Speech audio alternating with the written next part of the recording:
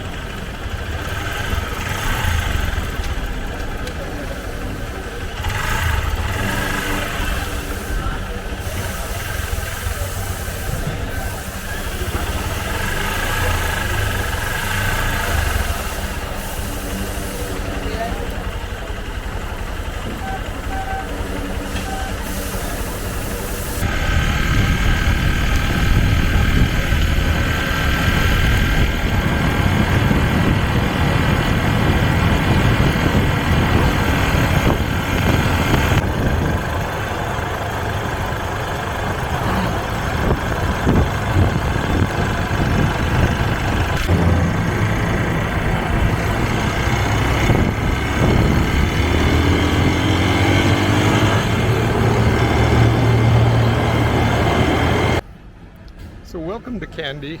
I'm going to head down to the other side of the lake here shortly.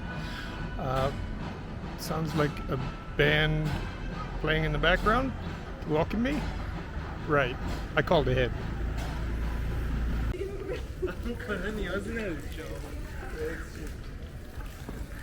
So the Queen's Bath is a public building and you can go inside.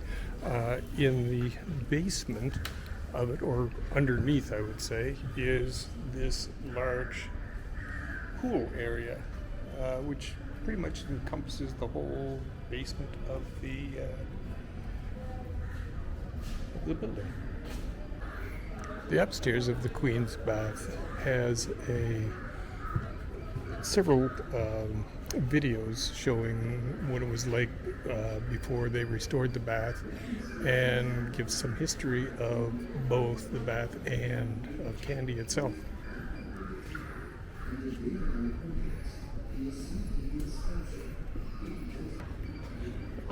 Across from the bathhouse is the Temple of the Sacred Tooth. This supposedly houses one of Buddha's teeth.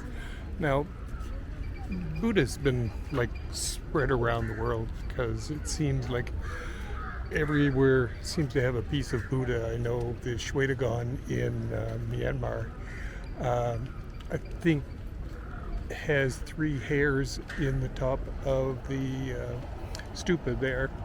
And I've been other places where there has been a temple built around some part of Buddha. If you feel so inclined, you can get a boat ride down the lake. I'm not sure that I'd want to do it. This isn't a particularly clean lake. There's lots of fish in it, lots of birds around it. I've seen some pretty good size monitor lizards, turtles. It's a pretty active lake for wildlife. I just ventured into a restaurant that has a sweet shop in the beginning of it.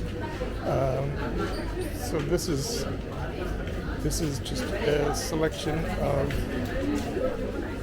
what they sell for sweets. We got a cake cooler down below, ice cream, more cakes, and cookies and breads and bags of who knows what. You can tell I have a sweet tooth, right? So I just stopped for lunch and having a chicken mango curry. It came with dal and some curry potato and a couple extras with the mango juice, and this came to just over $2. This red and white building on a rather busy street in the downtown area is called the Red Mosque. It's sort of interesting that it is a red and white striped building, and apparently there's one similar to this in Kuala Lumpur. It was built in the early 1900s, and it was built for 1,500 people, and they bought some properties around it and expanded it in 1975, and now supposedly holds 10,000. I'm not sure how you would fit 10,000 people into that building, and I'm not going to go in to find out, but sort of an interesting building.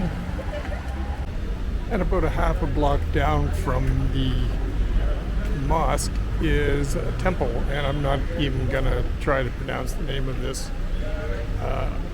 Also in pretty busy street area, and across the street from the temple we have a Domino's, and we have a guy here cleaning jewelry.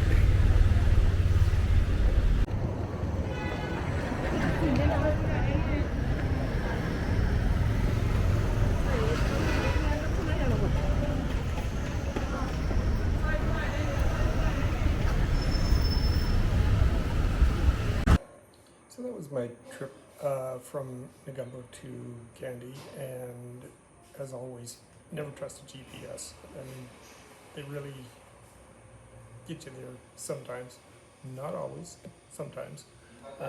And I spent a day just hopping around Kandy. This is, I think, the third or fourth time I've been in Kandy, so I hope it was interesting for you. Tomorrow, I think I'm going to get on the road again and go to Nuwara Eliya.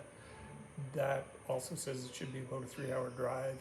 I'm going to go the long route, which I've done before, and it's much more beautiful than doing the highway, and hardly any cars. Though last time I did it, there was a landslide on the road, and I had to wait for them to clear some of that off. But it's all about the adventure, right?